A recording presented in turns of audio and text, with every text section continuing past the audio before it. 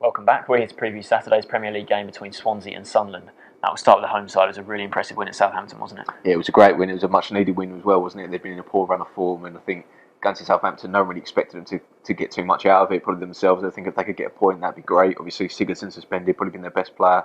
Bonnie is obviously gone, and I think it was very important to sort of put in a good performance. The result is obviously the bonus that comes with it. Ashley Williams at the back was excellent. Fernandez alongside him was very good as well, and Shelby in midfield obviously got the goal. It was an excellent goal, wasn't it? He hit the post before. And I think we know about Shelby. He's got a lot of natural ability, isn't he? But it's his temperament. He picks up too many yellow cards. He's slightly lazy, but when he's up for it, I think Gomez up front as well was really important. He didn't do too much in terms of threatening to score a goal, but I think his attitude was right, wasn't it? He looked up for the fight, and that's important as well because you thought wherever his heart was really in it, he looked like he was going to go, and now he's staying, and he's going to be the main man there. And with Shelby playing off him, Swansea have got a good team. They always have done. They're having a good season, sitting in ninth at the moment, and to win at Southampton, who have played so well this season, especially at home, was obviously a massive confidence booster. Yeah, you mentioned Gomez. I was sort of watching him, quite carefully when the goal. I sort of watched the replay of when Shelby's goal went in. I sort of looked at his reaction because if you've got a player who's really enjoying playing for the club, they'll instantly go and celebrate. You'll see it lifted them, and he did do that. He was really pleased. Ran with Shelby to go and stand with the fans. Really pleased. And you mentioned Williams as well. Those two goal line clearances were fantastic from them. So a lot of really good performances there. But you mentioned Gomez being the main man now. That's for sure. Obviously Bonnie gone. I think Swansea fans might be a little miffed. They haven't spent any of the Bonnie money really in January. They didn't do too much there, but I think it's quite a shrewd move from the Swansea board because you look at the league table. I think Swansea, they're a little bit behind sort of the top seven now. You'd be very surprised if they sort of get themselves back into the mix with teams like Spurs, Arsenal, Liverpool, and Southampton, Man U. That sort of third to sort of seventh place. All those teams are playing quite well at the moment. So I'd be very surprised if Swansea managed to get into the mix. And if you look the other way, I think they're 14 points above the bottom three. So you'd be very surprised if they get dragged into the relegation battle. But they look quite safe for sort of an 8th, 9th place finish, I think, for the season. I think the Swansea board have sort of assessed what they might want to do in the summer. Assess for the rest of the season where they really want to spend that money as opposed to panic buying in January. So I think they're doing the right thing and saving that money for the summer when they can really assess where they want to strengthen and spend it a bit more wisely.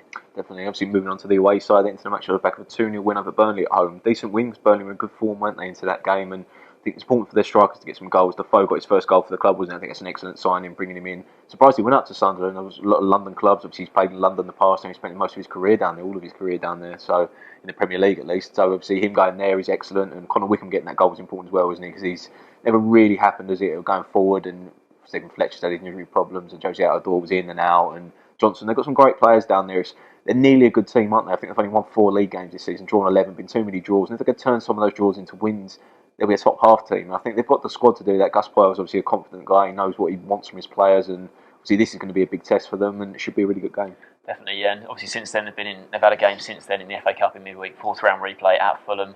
The first leg was a bit of bit of a nothing game, obviously 0-0 up at the Stadium of Light, but go down to London midweek. It wasn't going to be an easy game for them, especially when they fell 1-0 down, but they really did respond well, ending up 3-1 winners. So to progress in the Cup is really good. Obviously, you look at the tie they've got in the next round, you say it's quite easy against a League One club, but it's away at Bradford, and we know how good Bradford have been in recent Cups in recent seasons, and what they did at Chelsea, we said that Chelsea haven't lost a league game at home all season, and they were 2-0 down at Stamford Bridge, and to win 4-2, obviously they're no easy game for anyone in the country at all. So they are a fantastic cup side. So it's not easy for Sunderland, but they'll still fancy themselves, against Bradford, who are a League One side. So, and that's the 5th round of the cup, and we know a lot of big teams have gone out of the cup. So if Sunderland go through that, they might get another, favourable draw, and they might fancy a deep run in the competition. So with the win over Burnley progressing in the cup, things are on the up for Sunderland. Yeah, so back-to-back wins, but I think winning the Burnley in the league was their first in 6. So it's not been too good form. Obviously, lately it's been good, but they've only lost 4 from 11 on the road in the Premier League, so they've been difficult to beat, haven't they, all season at home and away. And